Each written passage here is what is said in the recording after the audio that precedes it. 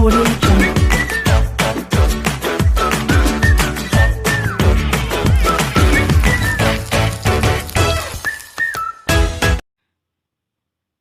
Hello friends, இன்றைக்கி நம்ம என்ன ரெசிபி பண்ண போகிறோம்னா ராகி அடை தாங்க பண்ண போகிறோம்.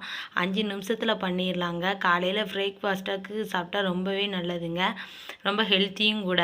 உங்கள் குழந்தைங்களுக்கு வந்து இந்த ராகி அடை பண்ணி கொடுங்க, ரொம்ப பிடிக்கும்.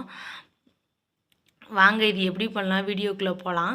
அதுக்கு முன்னாடி நம்ம சேனலை மறக்காமல் சப்ஸ்கிரைப் பண்ணுங்கள், தொடர்ந்து நம்ம சேனலுக்கு சப்போர்ட் பண்ணுங்கள் ஃப்ரெண்ட்ஸ். என்ன மாதிரி ரெசிபி வேணும்னு கமெண்ட் பண்ணுங்கள். வாங்க வீடியோக்குள்ளே போகலாம். கேப்ப மாவு அடை செய்யறதுக்கு வந்து 1 கப் கேப்ப மாவு எடுத்திருக்கேன்.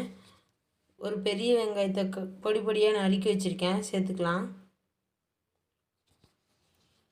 2 மிளகா பொடி பொடியாக நறுக்கி சேர்த்துக்கலாம். கொஞ்சமாக கருவேப்பிலை,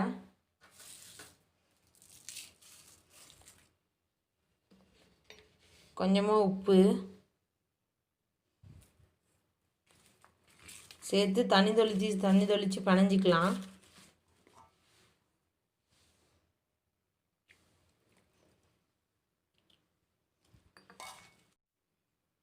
அடைக்கு வந்து மாவு பிணைஞ்சாச்சு.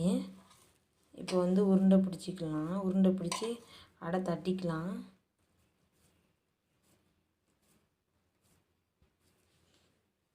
உள்ளங்கையில் வச்சுட்டு இப்படியே அமுத்தி விடுங்க.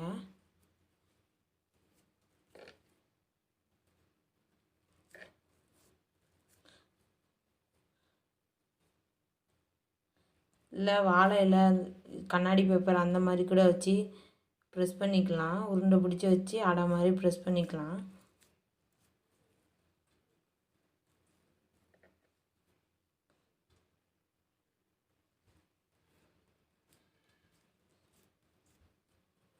நான் உள்ளங்கையிலே வச்சு தட்டிக்கிடுவேன் எப்போவுமேண்டு.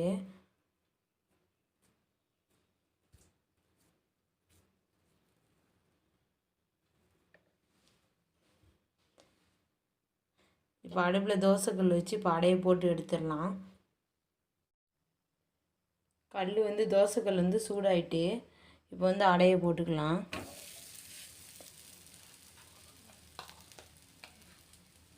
போட்டு அடையை சுற்றி லைட்டாக எண்ணெய் ஊற்றிக்கலாம். நான் நல்லெண்ணெய் தான் யூஸ் பண்ணுறேன். நீங்கள் எந்த எண்ணெய் சமையலுக்கு யூஸ் பண்ணுறீங்களோ அந்த எண்ணெய் ஊற்றிக்கோங்க.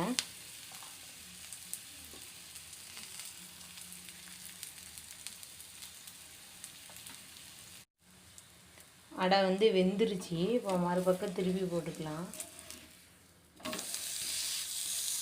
அடை வந்து வேகிறதுக்கு வந்து ரொம்ப நேரம் எடுக்காது, சீக்கிரமாகவே வெந்துடும். இது ரொம்ப சத்தானதும் கூட. குழந்தைங்களுக்கு ஈவினிங் ஸ்நாக்ஸாக கூட செஞ்சு கொடுக்கலாம். டயட்டில் இருக்கிறவங்க வந்து ராகி அடை சாப்பிட்டாங்கன்னா வயிறு ரொம்ப நேரம் பசிக்காமல் இருக்கும். ராகி அடை வந்து ரெடி ஆயிடுச்சுங்க. எல்லோரும் கண்டிப்பாக செஞ்சு பாருங்கள். எப்படி இருந்ததுன்னு கமெண்ட் பண்ணுங்கள், ஷேர் பண்ணுங்கள். மறக்காமல் நம்ம சேனலை சப்ஸ்கிரைப் பண்ணுங்கள் ஃப்ரெண்ட்ஸ். தேங்க்யூ.